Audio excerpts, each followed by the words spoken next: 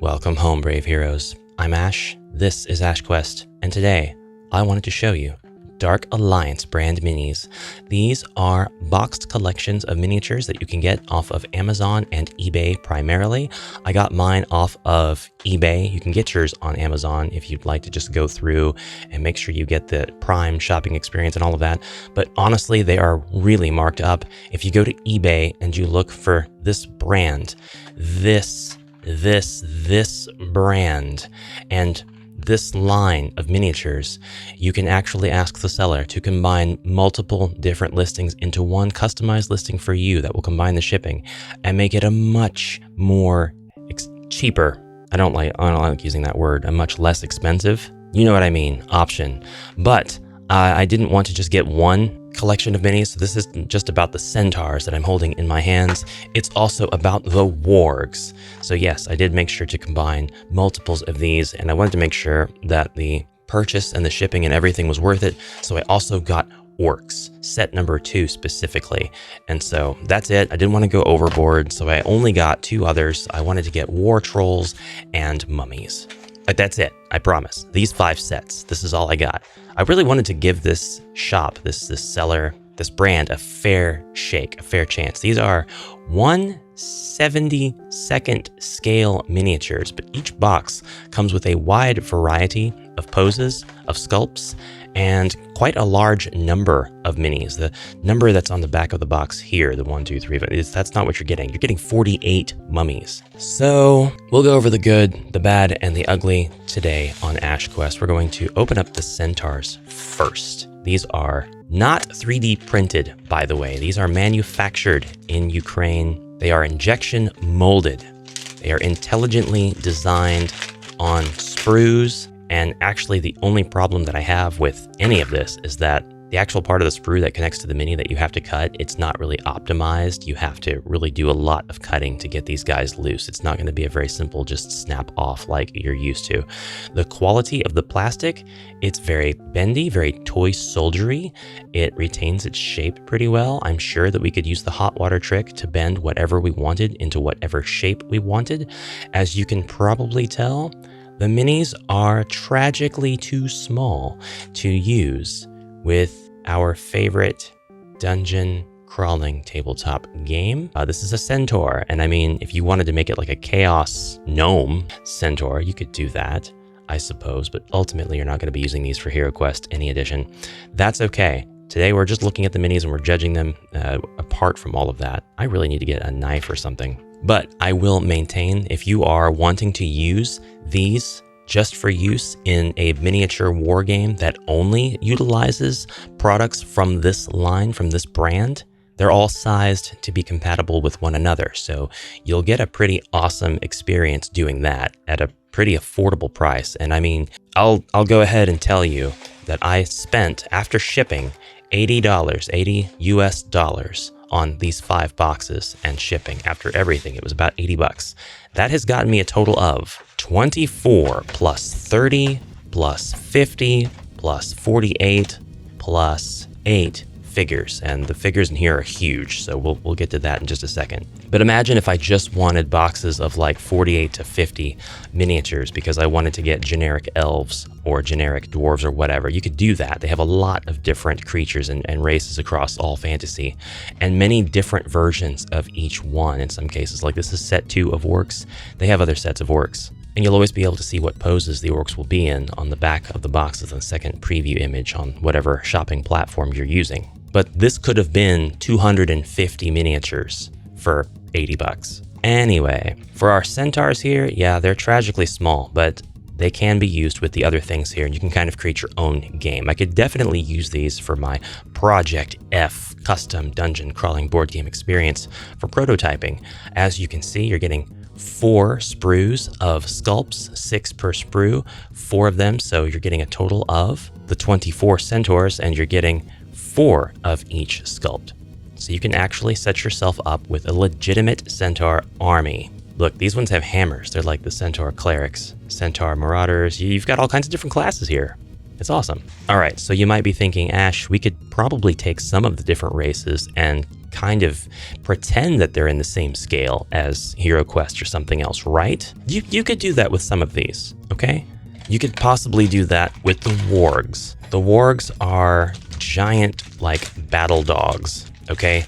They don't follow regular dog rules. They are still kind of small, but like when you compare them to the Centaurs, they're beasts, they're massive. And I do want to point out that despite the economic price of these miniatures, the plastic quality, say about it what you will, I think it's fine. I think it's absolutely fine. It's totally acceptable. It is definitely going to survive decades of use at your table. But I do want to point out that the detail on these is so good. It's about as good as you can get with any manufacturing process of this type. We have texture in the fur. We've got jaws on this dog. We can see that it's wearing a helmet that has spikes. These are wargs. And again, you're gonna have to do some work to remove them from the sprues. They are not sprue remove friendly. Actually, I might eat crow on just the wargs. So this is our warg that we have removed from the sprue, but you will have to do a little bit of cleanup. But thankfully, this isn't as bad as the Centaur because nothing's on the base, but it is on the saddle. So, I mean,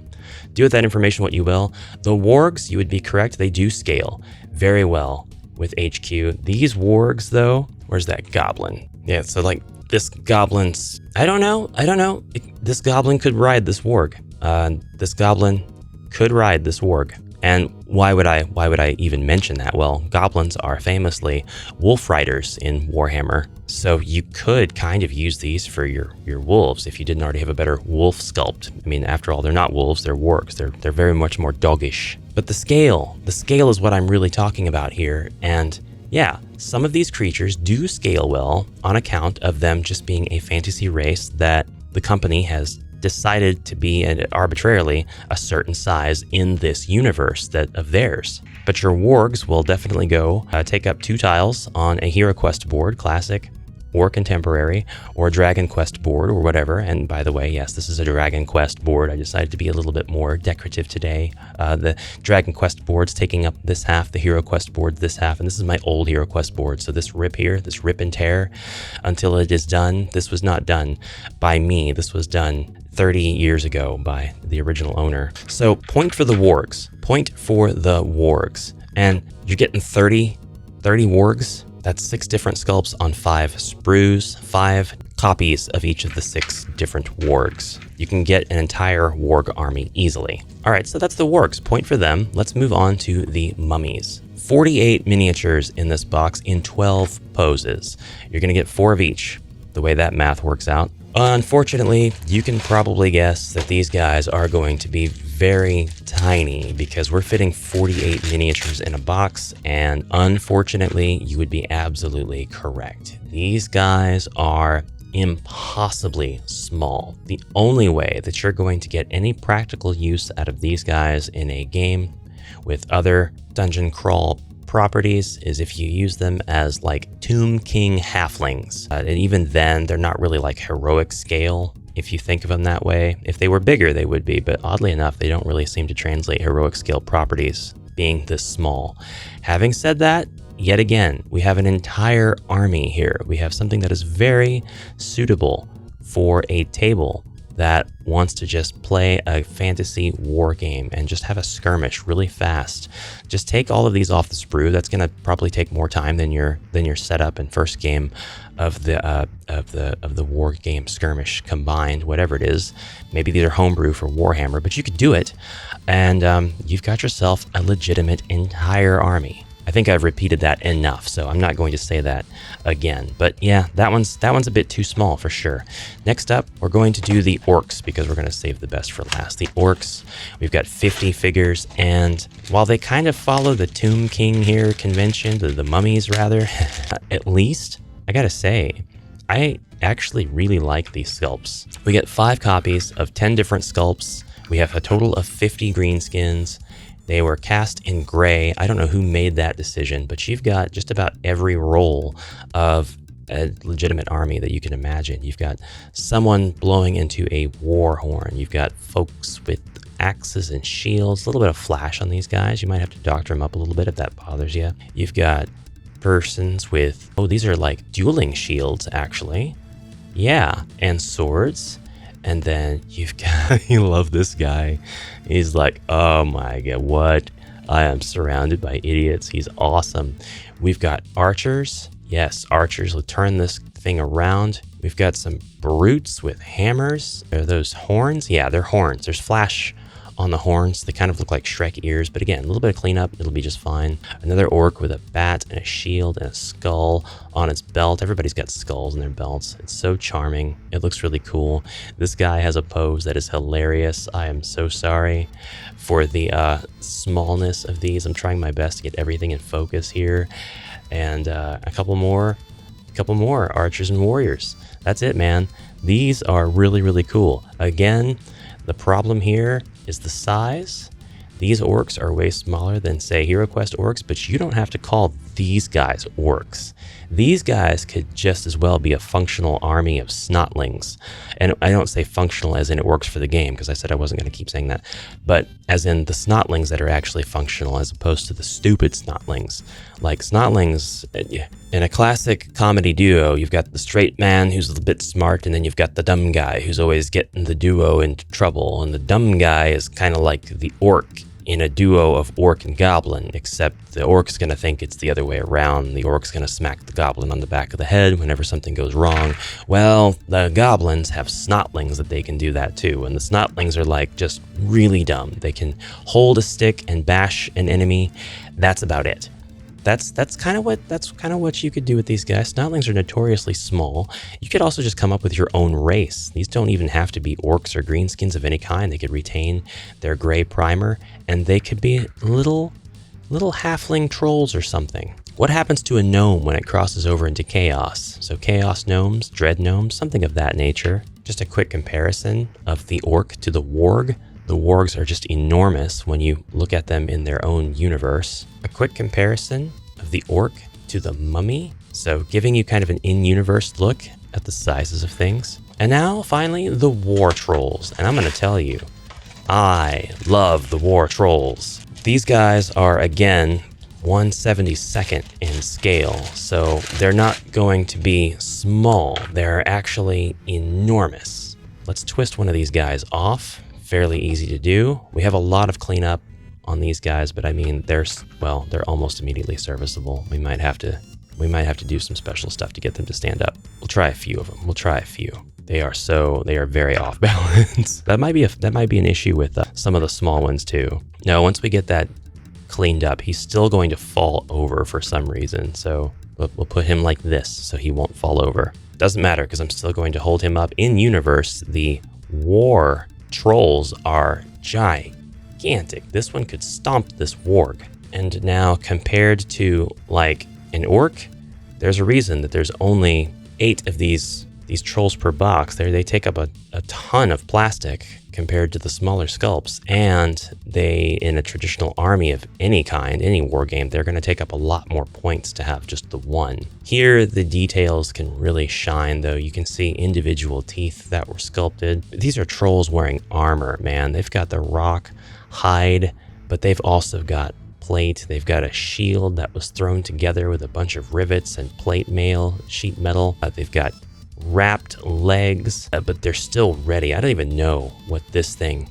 is. What's the professional name for this weapon? It was put together by an enterprising war troll. And we'll look at the other war trolls as well, because I think they all look fantastic. I'm a big fan of these guys, just in particular. And of course, if you're using these with your HeroQuest game, you can homebrew them. We're going to do a couple of things here. We're going to compare them to the size of the classic HeroQuest miniatures.